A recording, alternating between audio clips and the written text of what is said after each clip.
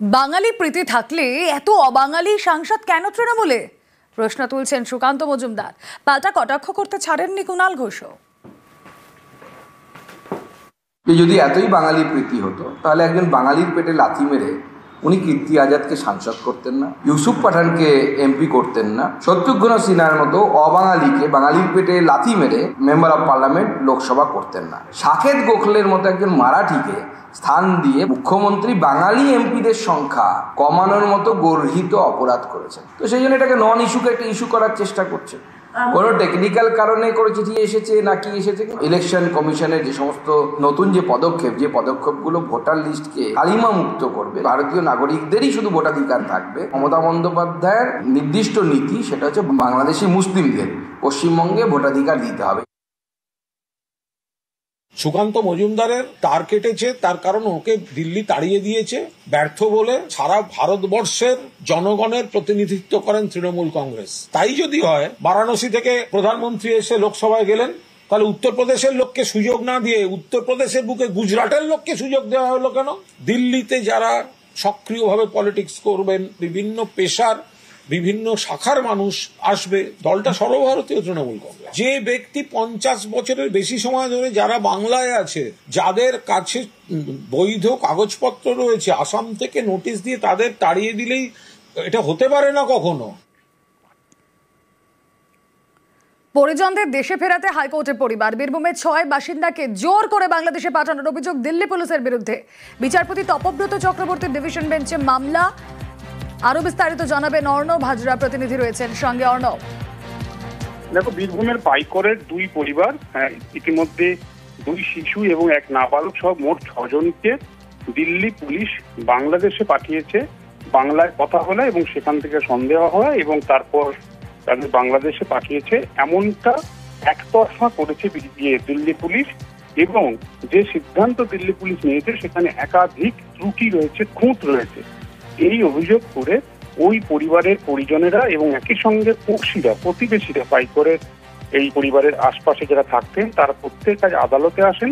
কলকাতা হাইকোর্টের বিচারপতি তপব্রত চক্রবর্তী ডিভিশন বেঞ্চে হেভিয়াস কর্পাসের তারা মামলা করেছেন, যাতে ওই পরিবারের সদস্যরা নিরাপদে তাদের বীরভূমের বাড়িতে ফিরে আসতে পারে সেই আবেদন বা প্রার্থনা রেখে এই মামলা করা হয়েছে।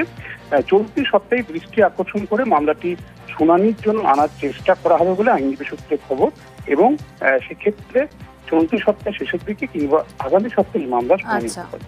বেশ,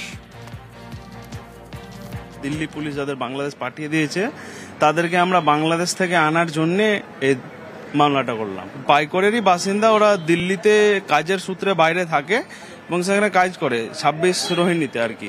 তো ওখান থেকে দিল্লি পুলিশ ওদেরকে ধরে নিয়ে যায় এবং তারা তাদের যথেষ্ট ডকুমেন্টস দেখায়, তাদের বাড়ির পাইকরের যেই জমির দলিল, যা বাড়ির দলিল, তারপর আধার কার্ড, সমস্ত কিছুই দেখায়, কিন্তু তারপরেও পুলিশ তাদের রেহাই দেয়নি।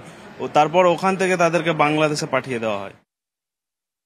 আমাদের ছোট থেকে আমরা দেখছি আমাদের এখানে আছে 6 জনকে, আমাদেরকে ফেরত চাইছে, বাংলাদেশে ফেরত চাইছে। ওটা আমার বোন হয়, আমরা চাইছি ফেরত চলে আসে।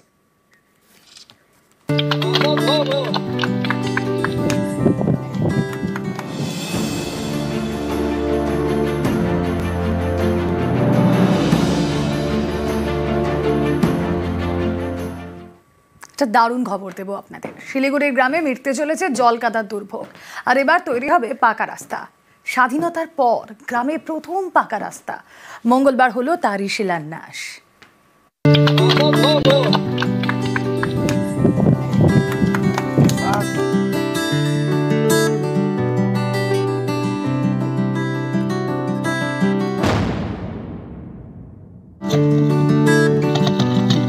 দুদিকে চাষের জমি, মাঝখান দিয়ে মাটির রাস্তা। শিলিগুড়ির খড়িবাড়ি, এখানকার ঝিঙাজোত থেকে ধুলিয়া পর্যন্ত প্রায় 800 মিটার মাটির রাস্তা। বৃষ্টি হলে হাঁটাই দায়, মাটির রাস্তা কাদায় কাদা। এই দুর্ভোগ এবার কাটতে চলেছে, গ্রামে তৈরি হবে পাকা রাস্তা। স্বাধীনতার পর এই গ্রামে প্রথম পাকা রাস্তা। মঙ্গলবার হলো শিলান্যাস। 30-35 বছর থেকে মাটির রাস্তা করানো হয়েছে। তারপরে আমরা বিভিন্ন দপ্তরে অনেক অ্যাপ্লাই করেছি, অনেক যোগাযোগ করেছি, তার সত্ত্বেও মানে রাস্তা হয়নি। নতুন রাস্তা পেয়ে আমরা খুবই আনন্দিত। এই রাস্তাতে হলে আমাদের এখানে স্টুডেন্টরা যাওয়া আসা করে ধুলিয়া থেকে ঝিঙ্গাজো থেকে ধুলিয়া তে সমস্ত জনের সুবিধা হবে। সিঙ্গিভিটা সংসদ এবং ধুলিয়াজো সংসদে আমরা একটা 16,50,00,000 একটা 800 মিটারের কংক্রিটের রাস্তা পশ্চিমবঙ্গ গণপরিষদ কল্যাণ দপ্তর এবং খড়িবাড়ি পঞ্চায়েত সমিতির উদ্যোগে এই কাজটা সম্পন্ন হচ্ছে। এই কাজটা পেয়ে এলাকার মানুষ খুব খুশি। শিলিগুড়ি থেকে বিশ্বজিৎ মিশ্র, নিউজ 18 বাংলা। কোচবিহারের গীতালদহে কাঁটাতারের ওপারে ভারতীয় ভূখণ্ড, সেখানেই সূর্য ডুবলে অন্ধকার, কারণ বিদ্যুৎ এখনো পৌঁছয়নি। কিন্তু এবার ঘুচল আধার, গ্রামে ফুটল আলো।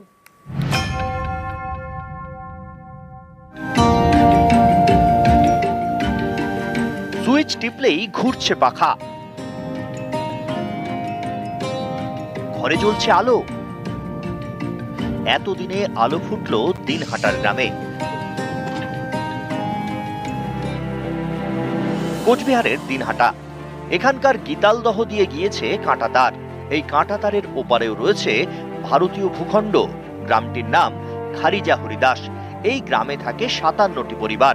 তাদের বাড়িতে এতদিনে পৌঁছলো কারেন্ট।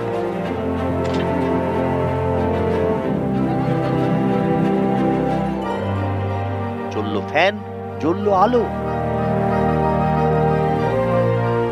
স্বাধীনতা এত বছর পরে কারেন্ট গেছে।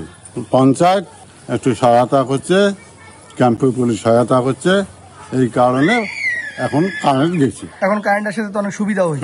অনেক সুবিধা হয়েছে। সূর্য ডুবলেই অন্ধকার, কোনোদিন ঘরে আলো জ্বলেনি, পাখা ঘুরেনি। কাঁটাতার পেরিয়ে এপারের বাজারে এসে ফোনে চার্জ দিতে হতো। এবার সেই ছবিটা বদলালো, খুঁজলো আধার।